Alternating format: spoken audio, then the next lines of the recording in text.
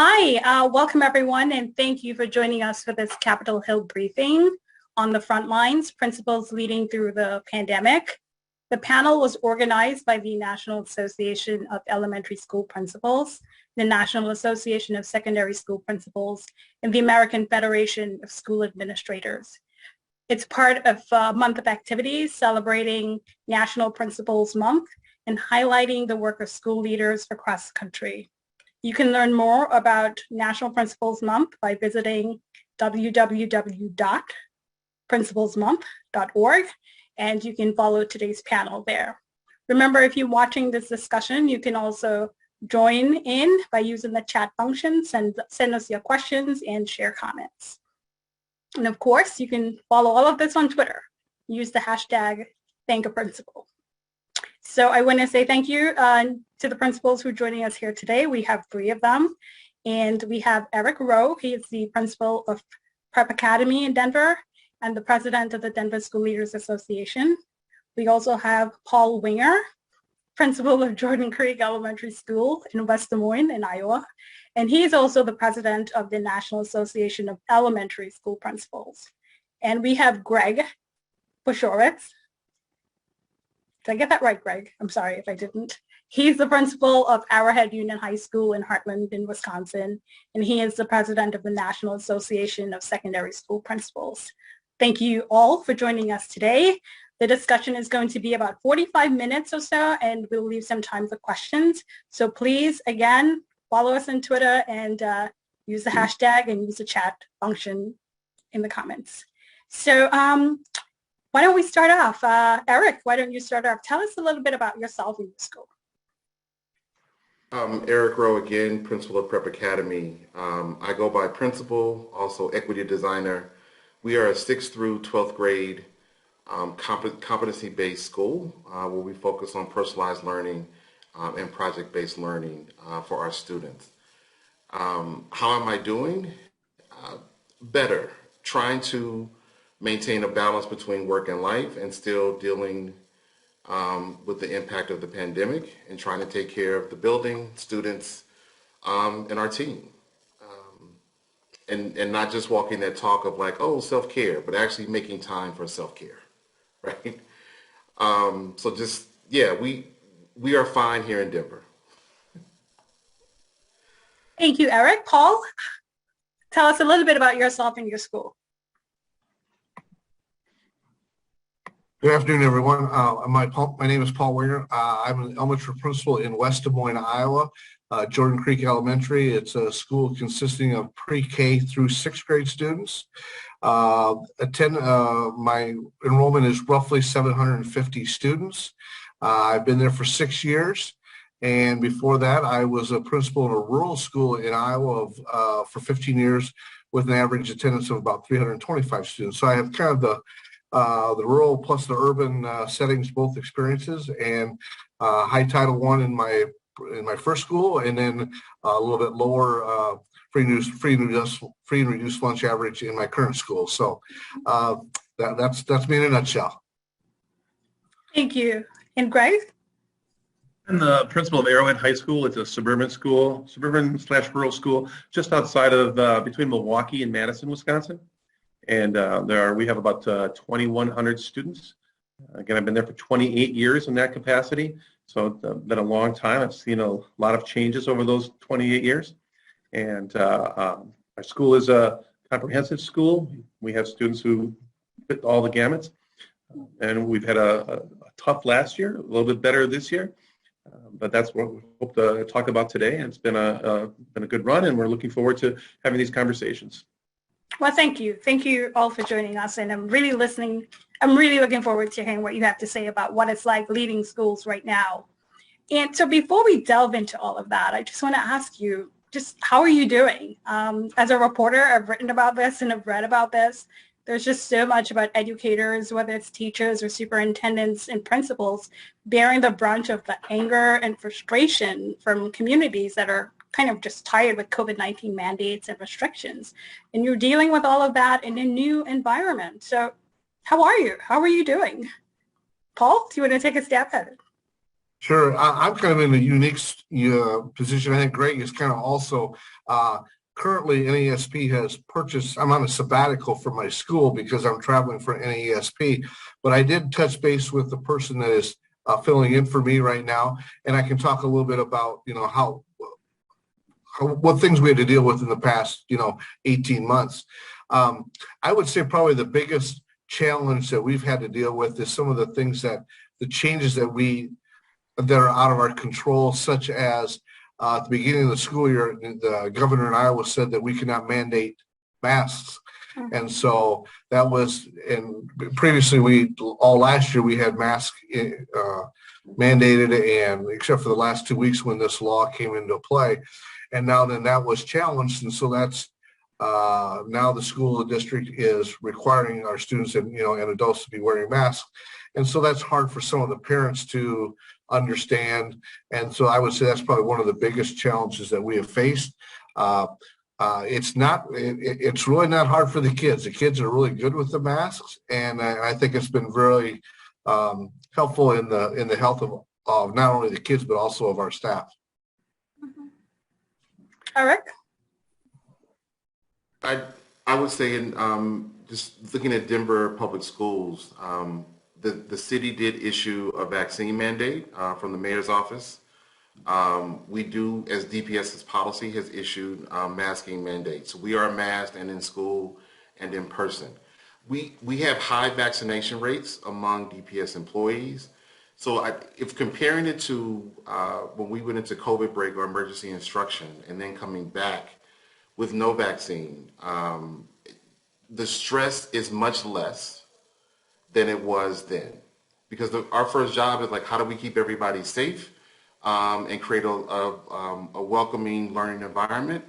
And there was no really way to do that when COVID first hit. I think about schedule changes and all of that. So I think the vaccine has helped. The fact that high numbers of DPS staff have vaccinations and of our students who are eligible to receive the vaccine, I think that number is at 75%. Don't quote me on that, but it is high. So that's given some comfort to folk. But I think the other thing is we're still learning how to be community because we have not been community for a year and a half. Students have not been in school really for a year and a half. So we're having to reconnect and find one another again. And that places a premium really on social emotional learning. It's placed a premium on connecting academics for sure, but I think relationships first, right?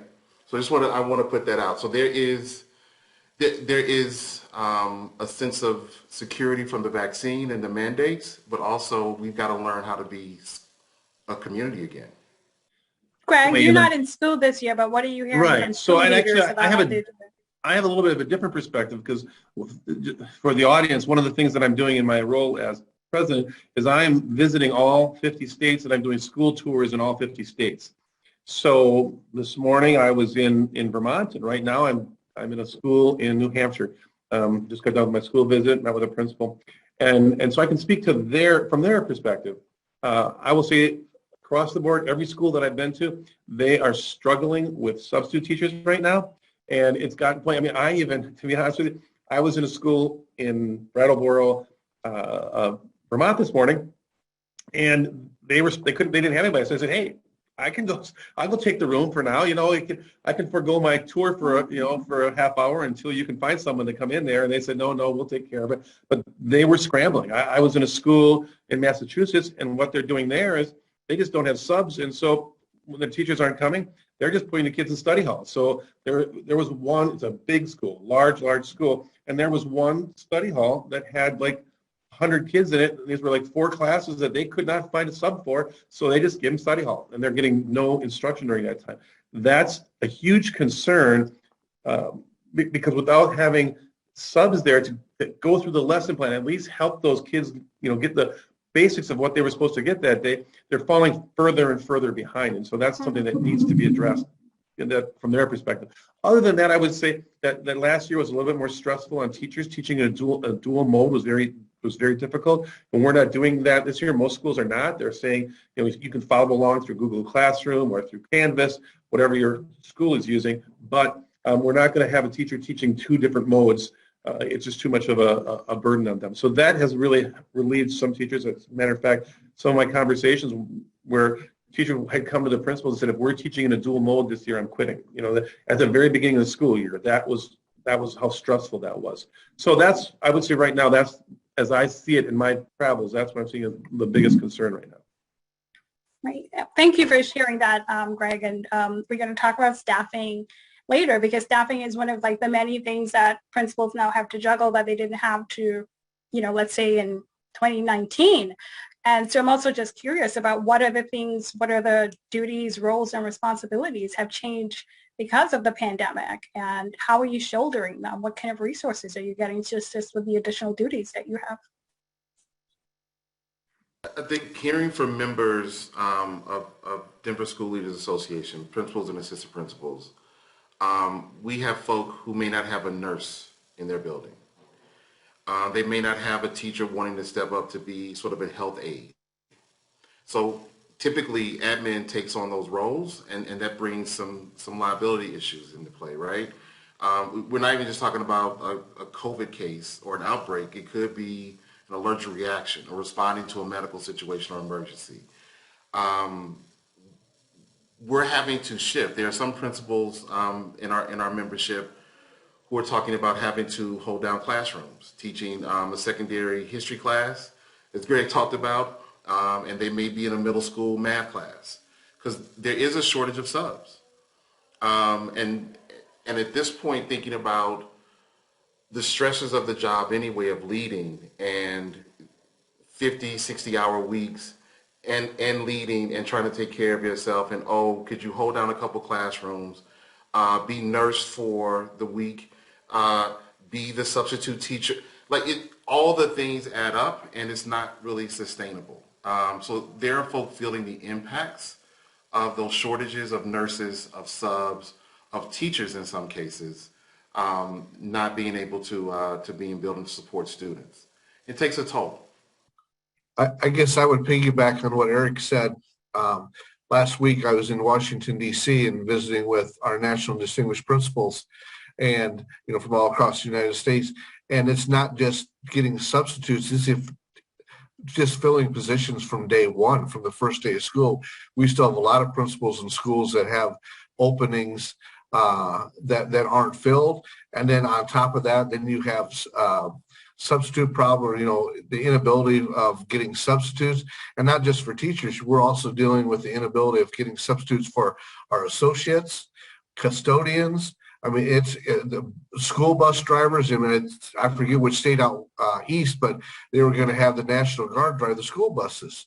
I mean, it's just that crazy how short we are, and it just compounds it. And then you talk about sometimes you run into contractual problems because of asking a teacher or having them come in, and it's not, you might have to pay them extra. Well, they may choose not to do that. So it's just. There's a huge number of problems that can occur because of the shortage of subs and associate subs also. What are some of the long-term solutions that you see? Because some of it is because teachers may not be able to come to school because of quarantine rules or illness. But some of it is because someone can say to you, I can make more at a fast food restaurant and it's less, I may have job conditions that are less stressful than a school environment. What do you say to a teacher or a sub or someone, a custodian, who says I can make more at, Burger King or something? What are the long-term solutions you see for this? Well, that's a great question, and if we can come up with the answer here, we will solve it. What I consider to be one of the biggest problems facing our country, 5, 10, 15 years down the road is a shortage of teachers.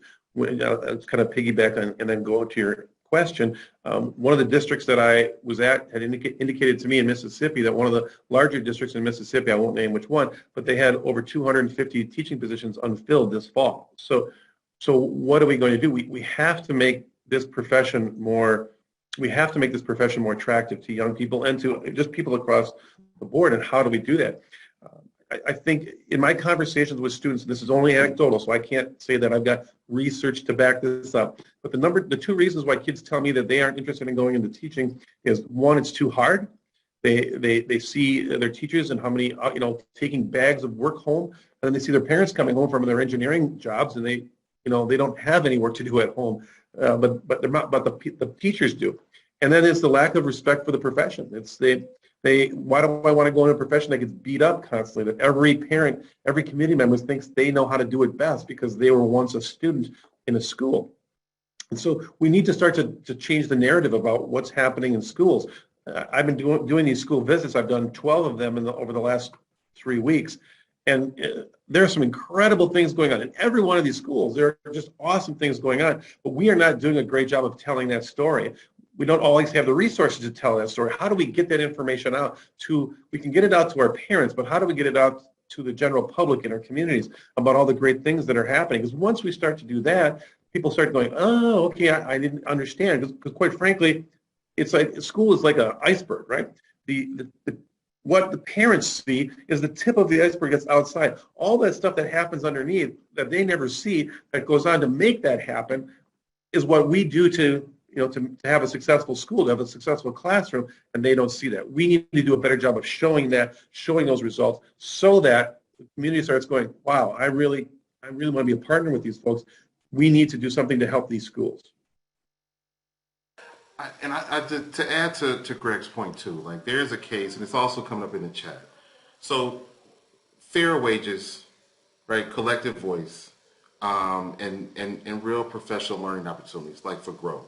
I think it is, as we think about education as a field, like the question really should be, what's the cost to really educate a child from early childhood, say through college, from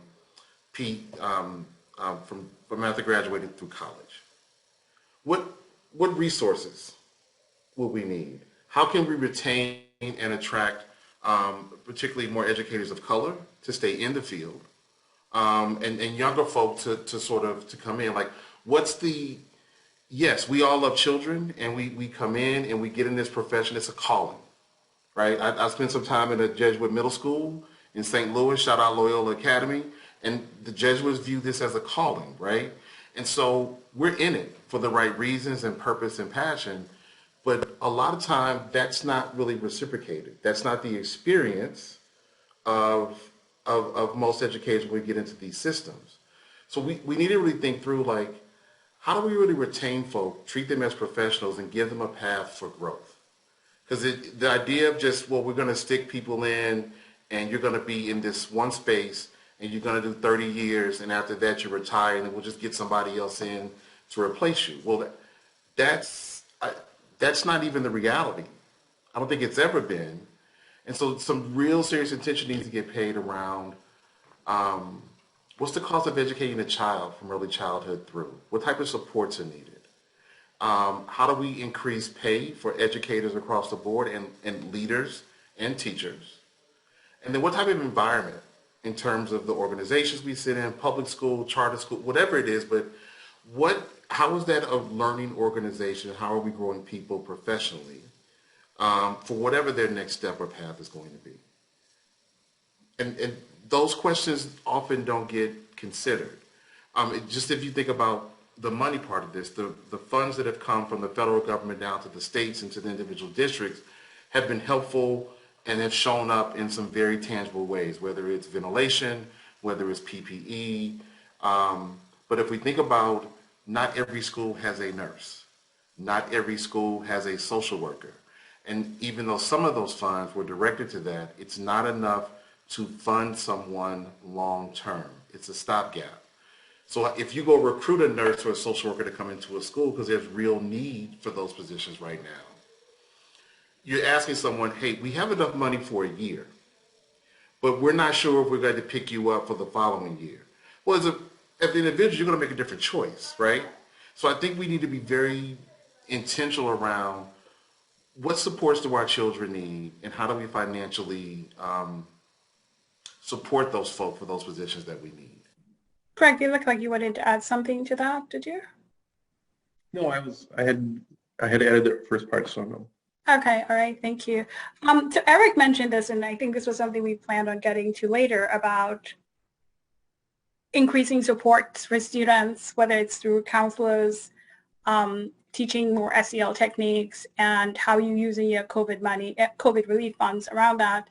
And yes, there's a tension as to, whether you hire someone for 2 or 3 years because you have that long-term cost, but the need is there right now. So how are you responding to students' SEL needs and mental health needs?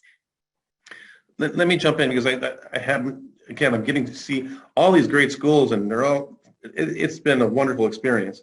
But one of the schools that I went to down in Rhode Island, and this is something that they started doing prior to, because they've seen, as a middle school, and they've seen the mental health issues happening even before COVID. So they have really decided to put a lot of their personnel resources into that support. So they've increased class sizes a little bit in order to have money to pay for more counselors. So this middle school has 1,000 students in it. They have 4 counselors. They have 2 social workers and 1 psychologist. So they have 7 people working together, and they have a program that they put in place that costs a little money as well to train them on how to do this. And they really own those kids. They follow those kids. So I had those kids for 3 years. So one counselor has the same kids for 3 years. And then so they break it up. So and then they split up the students between the social workers as well. So principal says, when I have an issue with one of the students, I don't go to the teacher and talk to the teacher about it. I go talk to the counselor, because the counselors know those kids really well. They spend a lot of time with it. Now, my school, I have a high school, and I have 3 counselors and 1 psychologist I have 2 buildings, 1,100 kids. So I have 4 people for 1,100 kids. They have 7 people for 1,100 kids. That's what we need to find, is how can we hire more people in those positions so they can wrap themselves around those kids that need it, and they can identify it. If you're really short-staffed, you're not going to know when kids are having these issues. When you have enough staff, when you have enough staff where the ratio of student to that professional is a little bit smaller, they get to know them, they understand them, they can see when they're having a bad day. That's what needs to happen so that we can support those kids and make them, take care of those emotional needs, so that we can do the education piece that we need to. Because if they have those emotional needs, the education stuff just they don't get it. It doesn't sink in, because they have issues that are so severe that they don't have time they can't absorb what's being taught. Eric, how are you responding in your school to students' SEL needs and their mental health needs during the pandemic?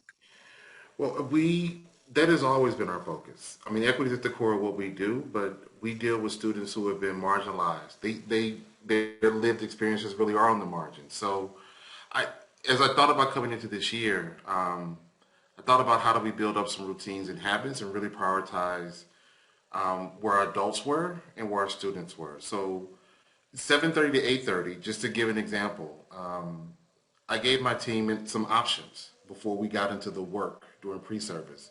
So they could choose from yoga, they could choose from doing robotics, they could do community service, they could do games and team building in the park with our PE teacher. I needed to ease them back into some normal habits, routines of being in the building and at work. But this is what I mean about prioritizing time. It's one thing to get up in front of folk and say, you better have work-life balance and take care. But if I don't come on the other end and really prioritize that time, right, for them, then it's just empty words, right? And so that's what thinking about social and emotional needs first could look like. Not the only way, but a way.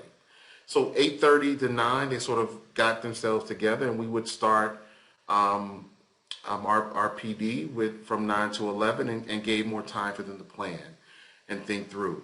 We follow that same sort of process and schedule with our students. So we didn't start out with testing. We didn't start out with this idea of, there was all this learning loss and students are so far behind, so we need to assess them and see where they are. I'm going to use our former superintendent Cordova's words. We have not had realistic testing for about 2 years now. She called it garbage data, right? So at this point, how can we put human values first over standardized assessment data?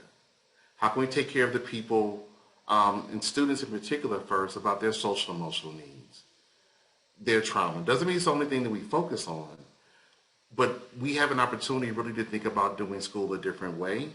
And it was funny that before COVID, we never had time to really focus on SEL. Now, as we're in this pandemic, vaccine now with the pandemic, folk are trying to find ways to really prioritize that time and support people, because you have to do that. If you don't, you're going to see some of the same situations that you saw before. Disproportionate outcomes and discipline. Folk leaving the profession out of stress and frustration and not being supported. Kids tuning out of school and becoming disengaged because their needs aren't being met and they're not connecting school to their future. So we have to start there. So really being intentional about implementing personalized learning. It's a way, not the only way, but a way. We're a very small school. We do have a full-time social worker, a full-time school psych, and a full-time nurse. So I think being very intentional about how you support the people in your community has to be the key. Tests aren't going anywhere, so I'm not up here advocating down with tests. I'm just saying that's not the main thing right now. Denise, I think the word relationship, or the term relationship building, is more crucial now than it has been ever before. And I think in the past, our first priority was probably, okay, we got the kids here, let's start teaching and making them learn, and then we can assess them. And we've done a 180, I guess you would say, in that we have to develop the relationships with those kids first. And we spend a lot of time, a lot of elementary schools spend a lot of time the first 2-3 weeks. You know, academics will come. Yes, we've missed out some, the last 18 months, but you know what? If we don't have a connection with those kids, it doesn't matter how much time we have or don't have, they're not going to be focused, and they're not going to learn near as well. And I'm guessing Greg would agree at the same level at the high school. They have to know that somebody cares. And so it's so important those first 2 or 3 weeks of school that they know that, hey, my teacher cares for me. They greet me at the door every morning and say, hi, Jim, hi, Bobby, whatever their name happens to be. We're a Leader in Me school. We're a lighthouse school. And, that's been a huge plus for us. The kids, I like to say that our kids own our school because they take pride in the school. They want jobs. They want leadership opportunities. And when they know that they have those and they know that they're trusted, I think it's huge in their eagerness to learn, because, they know that my teacher's going to back me. And if I mess up or I make a mistake, it's not a big deal. It's learning, and I'm going to do better the next time.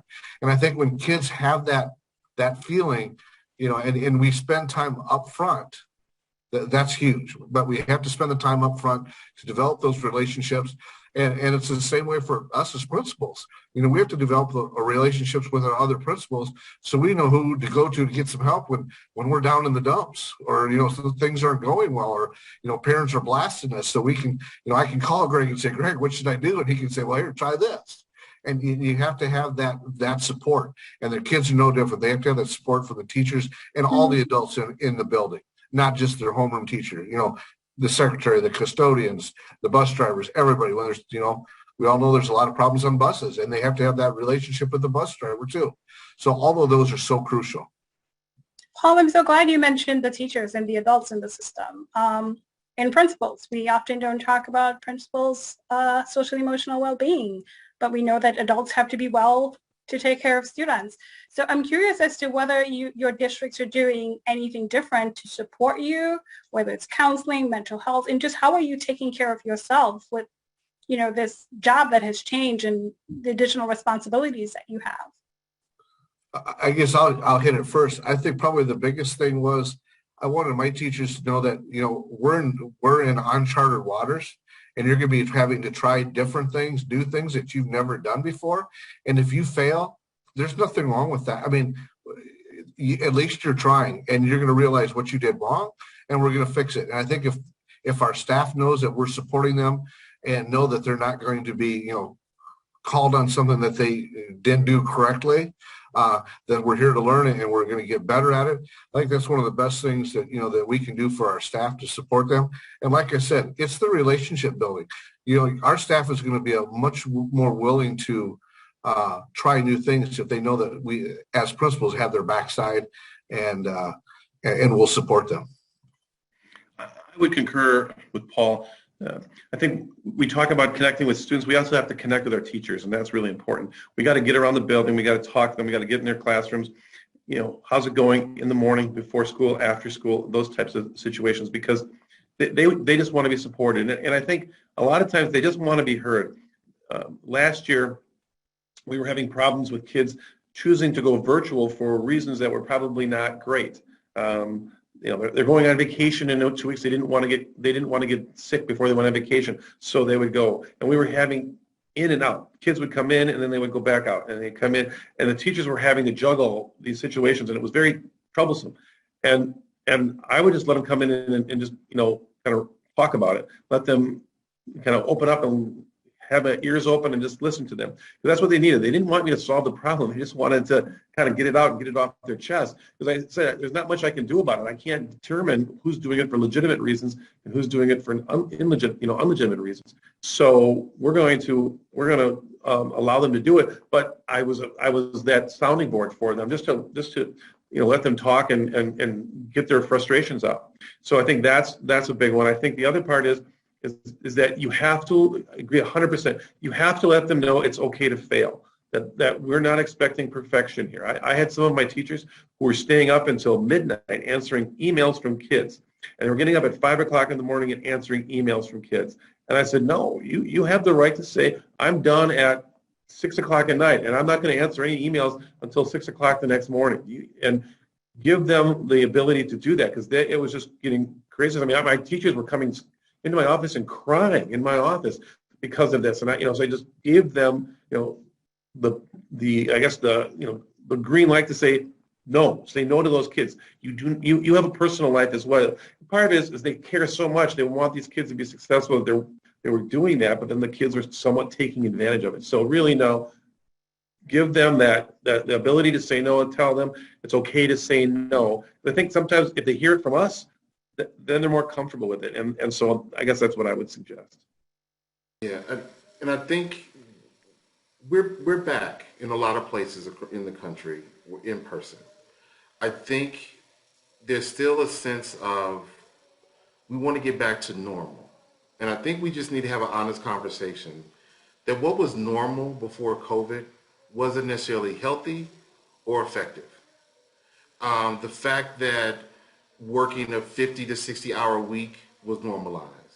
The fact that, as Greg said, you're answering emails, staying up all night planning, and then getting up and answering emails again in the morning, that's not normal. But we normalized that as a profession, that the stress and all the things that come with being an educator were normal. We normalize inequities, particularly for students of color, particularly for students with IEPs, particularly for multi-language learners, right? We have a moment and an opportunity here. There was a crisis, but there's also an opportunity for us to stop and reflect and think through how can we do this differently and better, that is sustainable, that is equitable for all, and not to go back to normal. As much as many of us may want to get to that, how do we create a new normal, like as I said, that is equitable for all of us and sustainable for all of us? And it starts with relationships first. Eric, I just wanted to pick up on something that you mentioned earlier, quoting your former superintendent, talking about the assessment data being sort of unreliable from what we've had over the last couple of years because of the pandemic. And I'm curious as to sort of just what are you using to see what your kids learn, or where the gaps might be, and how you're addressing that?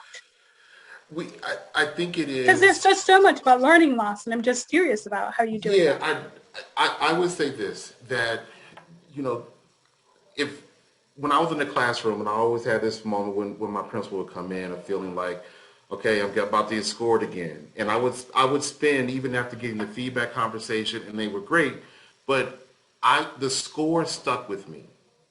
Whatever that number was stuck with me, right? I want you to think about students who we have distilled down to a number on a standardized assessment and what that feeling is like. It runs counter to the language we use around whole child, or culturally responsive education and equity and our and human values, right? So I would say this, that like what we've done here is say, are there some other ways to holistically really assess where students are? And I'm stealing a little bit from Alcine Mumby with Envision Learning Partners. She talked about that word assessment. The etymology of it really means to sit beside.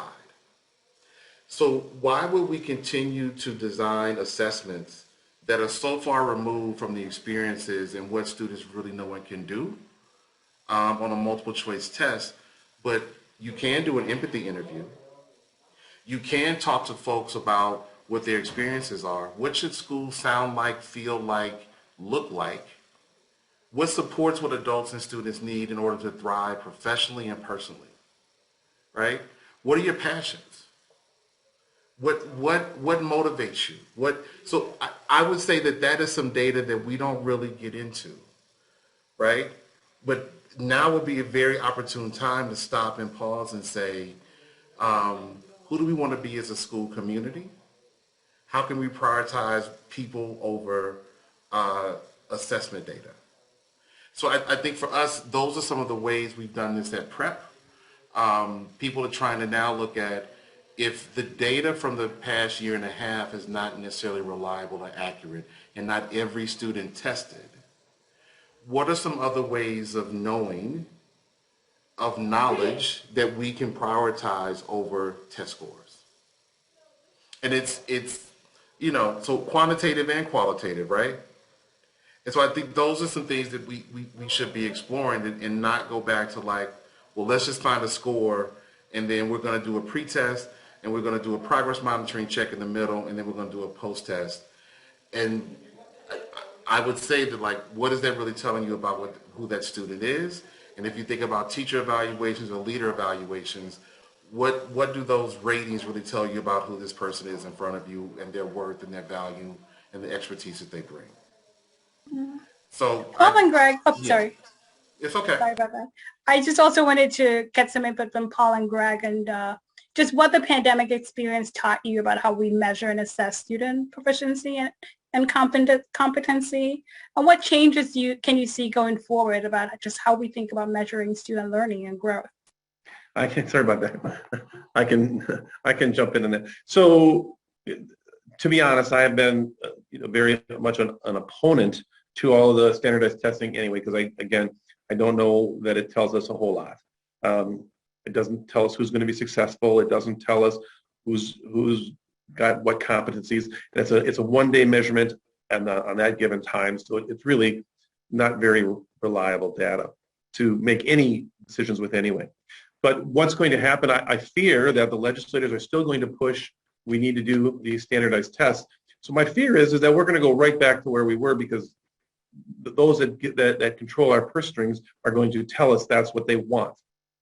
So from my perspective, I think there are authentic types of assessments that you can do, and parents don't really care how their kids are doing on the math assessment, but they want them to have life skills, right? They want them to be able to interact with somebody. They want them to be able to get a job and hold a job and those types of things, and have a career and be able to be successful in wherever they go, whether it's going to be to a technical school, to a college, to into the workforce, into the military, whatever. That's what they want, and that, quite frankly, math scores do not correlate well, or English scores correlate well to how successful one's going to be once they leave the formalized schooling. So I worry that we're going to continue to do it because we're being told to, without having provide really any data that's beneficial to us, informing us as to what we need to do differently or better to help these kids be more successful.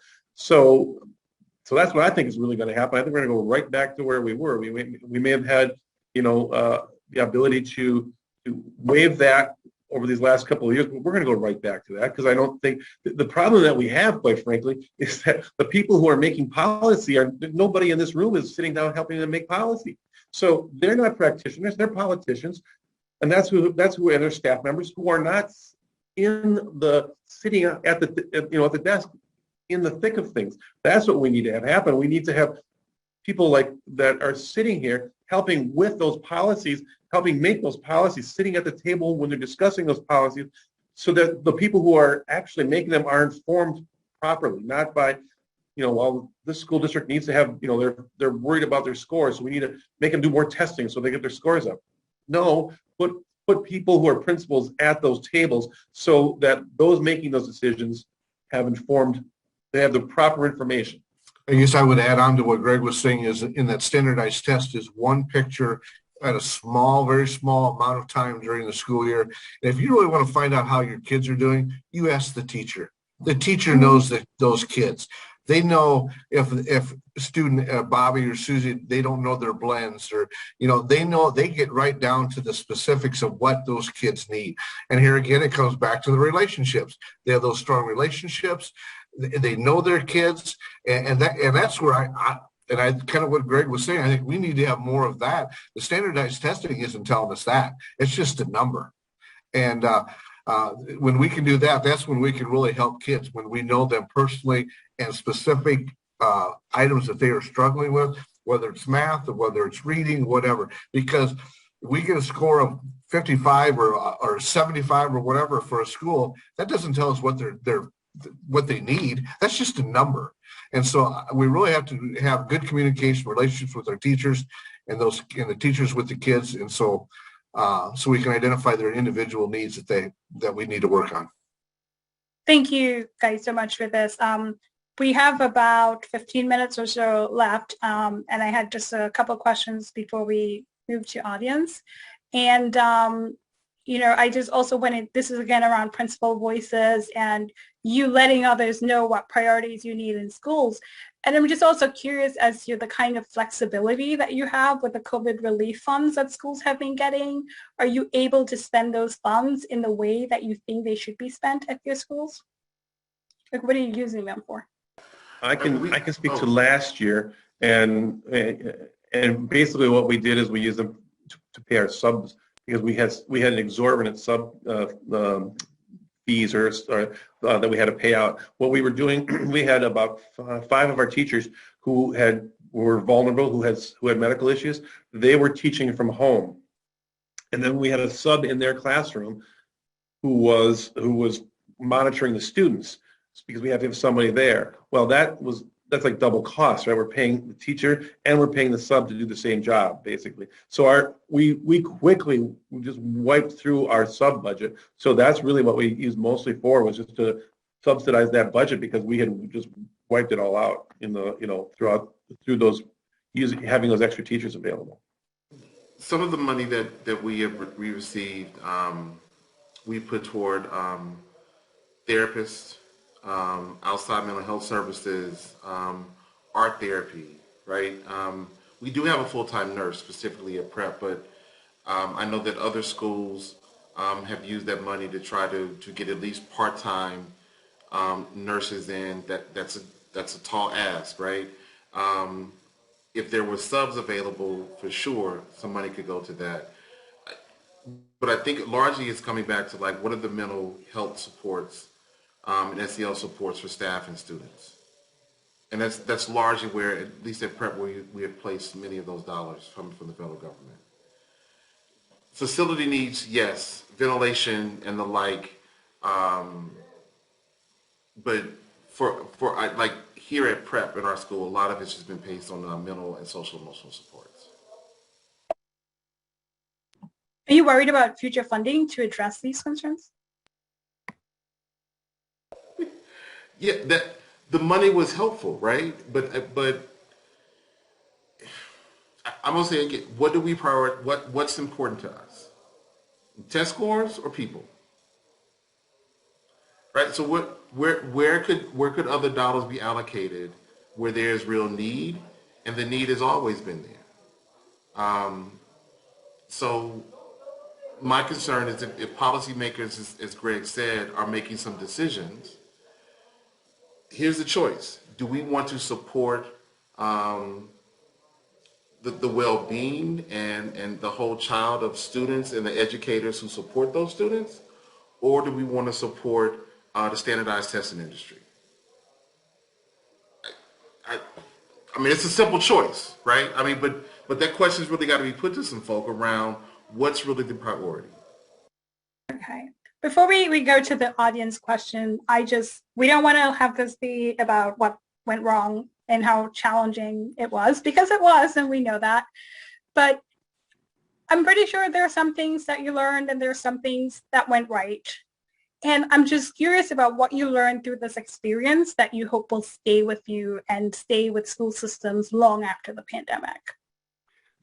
Let me address that, because that's one of the things I talked to every one of these principals that I've been at. I've had this conversation with them, and every one of them has had something that they are going to keep that helped them, that they were not doing prior to, but was forced to do something and went, hey, there's another way to skin this cat. And it can be something as simple as is their drop off and pickup routines at their school, the way their buses, they switched it for COVID, and it's like, wow, this works much better. We're going to keep this. Okay, so that's one.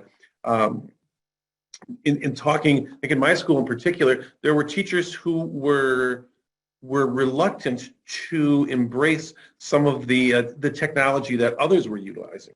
So, for instance, the Canvas is a tool that we use to support our teachers and keep track of all of our data and keep track of testing and things of that nature. And teachers can put their lesson plans on there. They can put tests in there. They can put quizzes in there. So many of our teachers had embraced it, and it was going great. Others were very reluctant. It's not the way I did it. It's not Google Classroom, which I'm used to using it. Well, they had to get forced to, and they realized, wow, this is actually very helpful for us. So I think those, probably every school is going to have 2 or 3 things that they want. I'll give you one that I think all schools should consider. We went to where we had one day every 2 weeks was a virtual day. So kids worked from home, teachers put their lessons on virtually, but it was a chance for teachers to, and kids who were struggling could come in and get extra help. Kids who were virtual could come in and get extra help. And we found that we could deliver that one lesson. If we were preparing for it, we knew it was coming, we could deliver a pretty impactful lesson once every 2 weeks that worked. And now that gave some collaborative time for our teachers. It gave students that extra day to just get caught up on what they need to get caught up on. And I'm hoping that other schools around the country look at that and say, that's something we should incorporate. We can deliver that lesson if we plan for it, make an effective lesson, but it also gives us some collaborative time, some opportunities to connect with the rest of our staff and with students who need extra help. I think from the secondary level, I think the idea, given that education or learning was interrupted or disrupted from COVID, and we were online and sometimes in person and sometimes both, I think this idea of seat time, that the longer you're in a seat in a classroom in front of a teacher, or the idea that the only valuable learning happened in the classroom with the 4 walls, I think we have to, that myth, we not carry that into what we do going forward. Many of our students who are secondary students were taking care of younger siblings, meaning that parents could not afford daycare. They could not have anybody to watch their kids. So the older siblings were there making breakfast, make sure their younger siblings got onto laptops and were attending school as they got on to school. Or the reverse, where someone in the household may have lost a job and those students went to work to support families and contribute. No one can tell me that there was not some really important learning happening in those moments and situations. And so the idea that the only valuable learning happens inside 4 walls of a school, we need to do away with that, because it's just not the truth.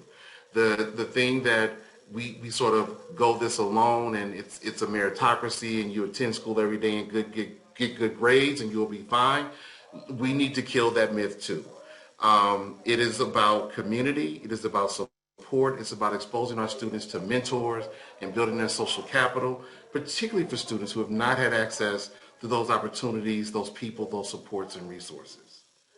So I think we need to kill some of our sacred cows and these myths that we've been operating on forever in education and take the moment now to say, how can we do this better? Put students first. What's more important than that? What's more important than having a student leave feeling successful, having skills, having connections, and able to make their own way into adulthood? And I'm going to say again, a test score is not measuring any of that. Greg read some of my notes when he started answering the question. One of the biggest pluses in West Des Moines, the junior high and high school, it was using Canvas, and the elementaries were a little reluctant because they felt that's not really for us. They had different things that they were doing.